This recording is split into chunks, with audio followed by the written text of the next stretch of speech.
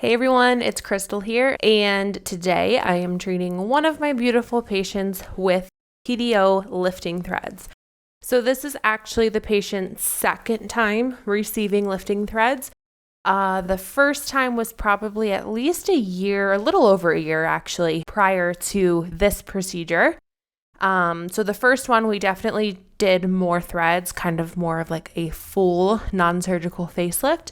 And this time we're only doing a few just to kind of maintain.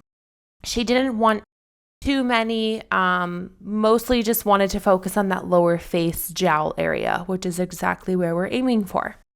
I am using the VSoft PDO lifting threads, and I'm using the Arte 1's 18 gauge in the video today. As you can see, the patient was properly cleaned. I always use HIPAA prior to marking up the patient. And then I use lidocaine with epi to numb my insertion site. And then go in with an 18 gauge needle to open up my pilot hole. Once that area is opened and ready to go, you can see I'm going down with a cannula. And I'm leaving lidocaine in the vectors just to ensure the patient is nice and numb. This procedure is very intimidating for patients, and a lot of the times they come in and they are just scared. They're super anxious about the procedure, that it might hurt, and they don't really know what to expect. So giving them a proper amount of lidocaine really helps to kind of ease their nerves a little bit, because then they don't feel it and they just kind of get to lay there and relax. So once the patient is properly numbed, then I am going in with the thread. So I am using, as I said, 18 gauge Arte 1's, and I move very slow. I have been doing these full time for a while now, but when I do lifting threads, I tend to take my time because I want to make sure that the threads are in the correct plane.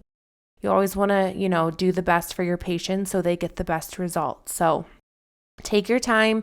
As you can see, I kind of advance it a little bit, and then I check my depth and I make sure I like it. And then I advance it a little bit and I check my depth and I see if I like it. So I just kind of do that all the way down. Once you get to the most distal end of where you want to be, then you're going to put gentle pressure over the distal end of the cannula and then slowly exaggerate up as you remove the cannula. That's engaging the thread in the direction you want it to go. And now we're doing one along the jawline. So I kind of focus the two from the top down into the marionette jowl, and then back along the jawline will also help soften the marionette line and also give some more definition to the jawline itself.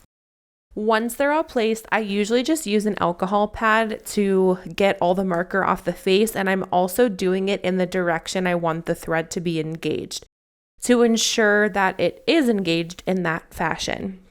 Then I make sure all the insertion sites are good and clean before I grab my suture scissors and cut as close to the tissue as possible.